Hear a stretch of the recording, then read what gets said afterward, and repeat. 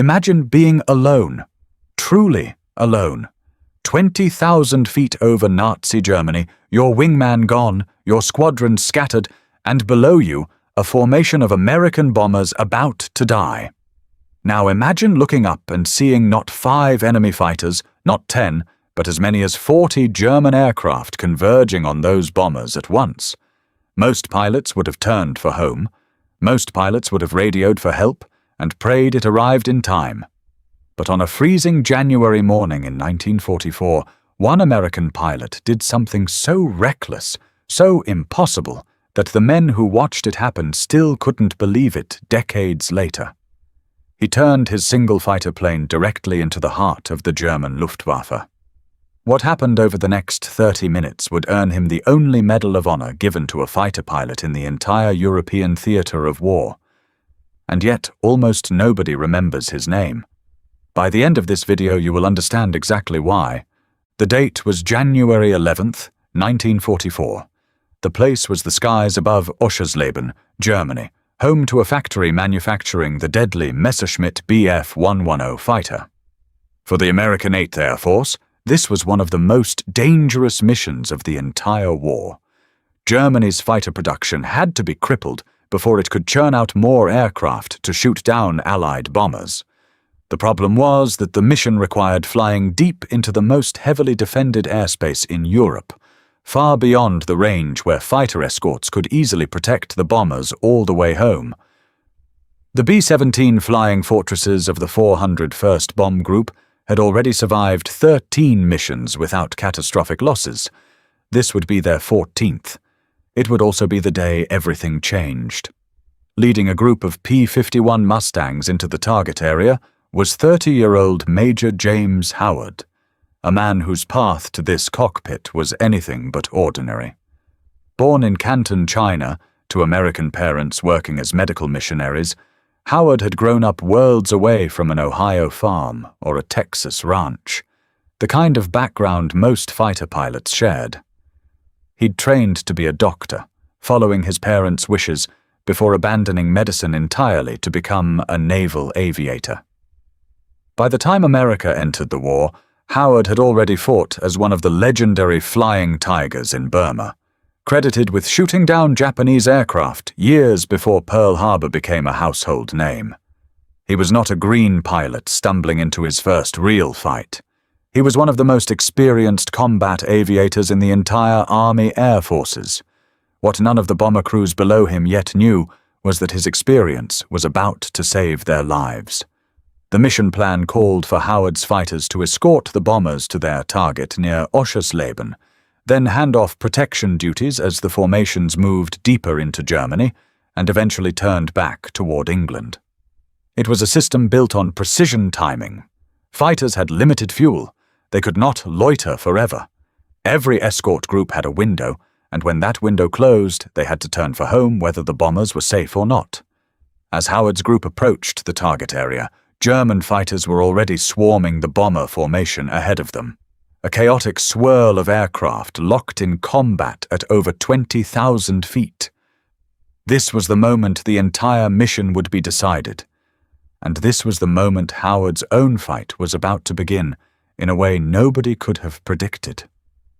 As Howard led his squadron into the fray, he immediately engaged and destroyed a German Messerschmitt Bf-110, a twin-engine fighter converted into a bomber killer, bristling with cannons designed to tear B-17s apart in seconds. It was a critical kill. But in the swirling, disorienting chaos of a dogfight at altitude, something happened that would define the rest of Howard's day. He lost contact with his own squadron. One moment he had wingmen beside him. The next he was utterly alone, thousands of feet above enemy territory, with no backup, no support, and dwindling fuel. Most pilots in this position had one option burned into their training: find your formation or turn for home. Howard did neither. Climbing back towards the altitude of the bomber stream, he arrived at a scene that should have made any sane pilot retreat immediately. The B-17S of the 401st Bomb Group were being savaged by German fighters. Messerschmitt Bf-109S and Focke-Wulf 190S diving through the formation again and again, with reports later suggesting as many as 40 enemy aircraft operating in the area. There was no other American fighter anywhere in sight.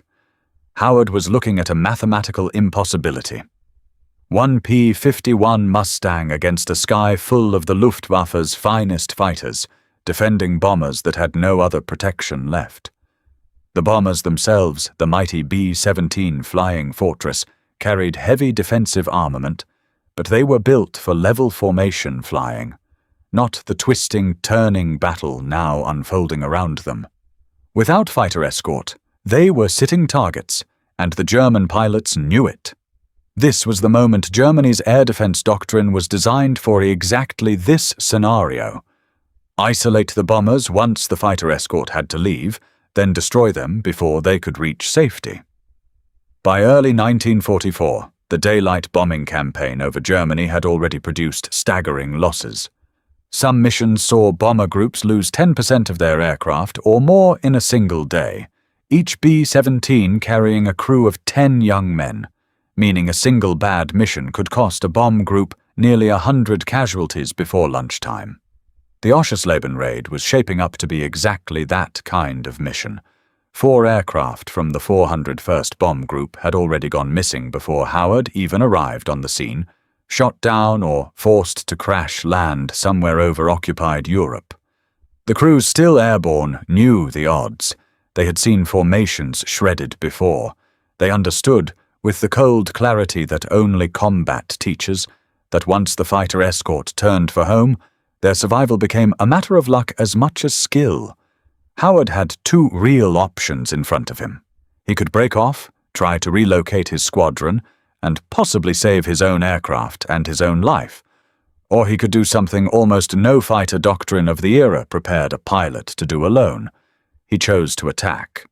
What Howard did next has been described by fellow pilots, by historians, and by the men who lived through it as one of the most extraordinary individual actions of the entire war. For more than 30 minutes, Major James Howard flew directly into the German formation, again and again, alone. He attacked from above. He attacked from below. He dove through formations of enemy fighters that outnumbered him by staggering margins, firing his guns, breaking off, circling back, and attacking again. Radio chatter among the bomber crews captured the disbelief in real time. Gunners aboard the B-17S watched a single Mustang seemingly appear everywhere at once, weaving through the battle, drawing German fighters away from the bombers and into direct confrontation instead. One bomber group commander would later call it the greatest single-plane fight he had ever witnessed in the entire war. During the engagement, Howard shot down or damaged multiple German aircraft, with contemporary accounts crediting him with as many as 6 enemy planes destroyed or damaged during the fight, though officially confirmed kills that day numbered 3 destroyed and 1 damaged. Whatever the precise tally, the effect was unmistakable. Every German fighter Howard forced into a defensive maneuver was a fighter not attacking a B-17 full of 10 American airmen. Every dogfight he started bought the bomber formation seconds, sometimes minutes, of breathing room. As the fight wore on, Howard's aircraft began to fail him. 3 of his 4 machine guns jammed or ran dry of ammunition, leaving him with a single functioning weapon against a sky full of enemies. His fuel gauge was dropping toward a level that made the flight back to England anything but guaranteed. Any rational calculation said it was time to disengage. Howard kept fighting anyway. He pressed his remaining attacks with a single gun, using the mere threat and presence of his aircraft to keep German fighters reacting to him instead of pressing their attacks on the bombers below. For the crews of the 401st Bomb Group, staring out from their gun turrets at 20,000 feet, the sight of that lone American fighter refusing to leave became something close to legend, unfolding in real time before their eyes. The eyewitness accounts that followed the mission are almost impossible to read without feeling the disbelief radiate off the page. Brigadier General Robert Travis, who commanded the bomber formation that day, would later say it was the greatest exhibition of raw courage he had ever witnessed, describing it as one lone American pilot against what looked like the entire German Air Force. Bomber crews who returned from the mission spoke of a mystery pilot, because in the chaos of combat, nobody had caught his name or his squadron markings. For days after the mission, the question rippled through the 8th Air Force. Who was that Mustang pilot who single-handedly held off the Luftwaffe and saved an entire bomb group from potential disaster? The answer, when it finally came, surprised almost no one who knew him. James Howard had a reputation as a supremely skilled and fearless combat aviator, forged years earlier in the skies over Burma. But even his own commanders were stunned by the scale of what he'd done alone over Oschersleben. The story that emerged was almost too dramatic to be believed, and yet it was entirely true. Word of the engagement spread through the 8th Air Force with the speed of a legend being born. Within days, Howard had a new nickname among the men whose lives he'd protected: the One-Man Air Force. It wasn't hyperbole. For the bomber crews who watched him fight, it was simply the most accurate description available for what they had witnessed. And soon, that nickname would travel far beyond the airfields of England, all the way back to newspapers in the United States, where a stunned home front would learn the story of the lone American pilot who took on Hitler's Air Force and refused to back down. The recognition that followed was as rare as the act itself. In June of 1944, James Howard stood before General Karl Spaatz to receive the Medal of Honor, the United States military's highest decoration for valor. It remains, to this day, the only Medal of Honor awarded to a fighter pilot in the entire European Theater of Operations during World War II. Think about the scale of that fact for a moment. Across years of brutal aerial combat over occupied Europe, involving tens of thousands of American fighter pilots flying missions of extraordinary danger, only one man's actions in a single-seat fighter earned this ultimate recognition. The official citation captured what witnesses had already been saying for months, describing a deliberate attack by a single fighter against a formation of more than 30 enemy aircraft, without the tactical advantage of altitude or surprise, as an act of heroism that would inspire the armed forces for generations. What makes Howard's story even more remarkable is how nearly it was lost to history entirely.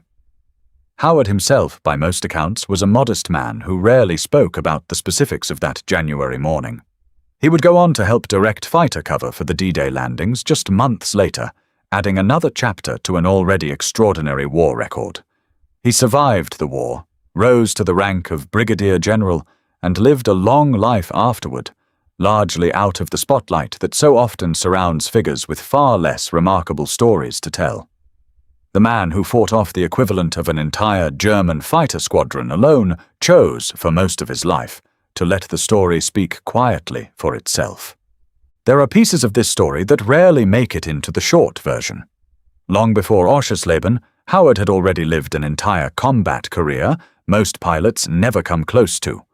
As a member of the American volunteer group in Burma, the unit famously known as the Flying Tigers, he had flown the P-40 Warhawk against Japanese forces months before the United States officially entered the war, credited with aerial victories that made him an ace on a completely different continent, against a completely different enemy, years before he ever climbed into a Mustang. Few American pilots in either theater of the war could claim confirmed combat success against both the Japanese and the Germans. Howard was one of them. That earlier combat experience is almost certainly part of why he reacted the way he did when he found himself alone above Oschersleben. He had already been tested in the worst circumstances imaginable, and he had already learned, in the skies over Burma, exactly how much a single skilled pilot could accomplish against superior numbers. The aircraft itself carried its own quietly remarkable story. Howard's P-51B, nicknamed Ding Hao, a Mandarin phrase roughly meaning very good, was still a relatively new addition to the 8th Air Force's arsenal in January of 1944.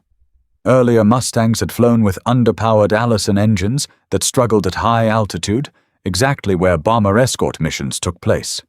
It was only the decision to marry the American airframe with the British Rolls-Royce Merlin engine that transformed the Mustang into the aircraft, capable of matching German fighters at 20,000 feet and beyond. Howard's fight was, in a very real sense, a proof of concept for that entire engineering gamble, unfolding in real time above a burning industrial town. There is also the matter of what almost didn't happen. Howard nearly missed the mission entirely due to routine squadron rotations, and had he not been leading that particular formation on that particular day, the men of the 401st Bomb Group might never have had a lone Mustang appear out of the clouds when they needed one most. And then there is the detail that still unsettles historians who study the engagement closely. Because German records from the chaotic final years of the war are incomplete, no one has ever been able to definitively match Howard's claimed kills to specific Luftwaffe losses that day. The exact number of enemy aircraft Howard personally destroyed may never be resolved with total certainty. What remains beyond dispute, confirmed by dozens of independent witnesses across an entire bomber formation, is that he fought alone against overwhelming numbers for over half an hour and did not break off the engagement until his ammunition and his fuel left him no other choice. But the story of James Howard raises a deeper question that echoes far beyond a single dogfight in the winter of 1944. Why does a single act of individual heroism, verified and decorated at the highest level, so often fade from public memory, while lesser stories, sometimes exaggerated ones, spread endlessly online? Perhaps it's because Howard's real story doesn't need embellishment to be extraordinary. There's no need to inflate the numbers, no need to invent details, because the true account, 30 minutes, one pilot, one gun still working, 30-plus German fighters, and a bomb group that came home because of it, is already almost unbelievable on its own terms. The technology that made Howard's stand possible deserves its own recognition. The P-51 Mustang he flew that day, powered by a British Rolls-Royce Merlin engine mated to an American airframe, represented one of the great engineering achievements of the entire war, a fighter with the range to escort bombers deep into Germany and the performance to fight German aircraft on equal terms once it got there. Without that specific combination of range and performance, Howard's actions that day would have been physically impossible. Howard's own account of the fight, given sparingly over the years, never matched the drama of the version told by the men he saved. He described it, when pressed, as simply doing the job in front of him, with no time to calculate odds or consider retreat once the bombers came into view below him. That gap between how the participant described his own actions and how the witnesses described them says something important about genuine heroism versus the manufactured kind. There was no press release, no embellished retelling designed to inflate the story.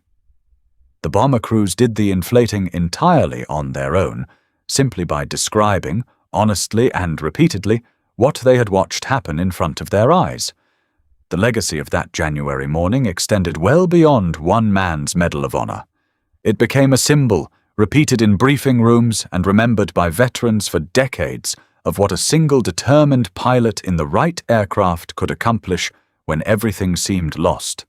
Surviving P-51 Mustangs today are treasured at air shows and museums around the world, their Merlin engines still roaring at events, a living echo of exactly the kind of fight Howard waged alone over Germany.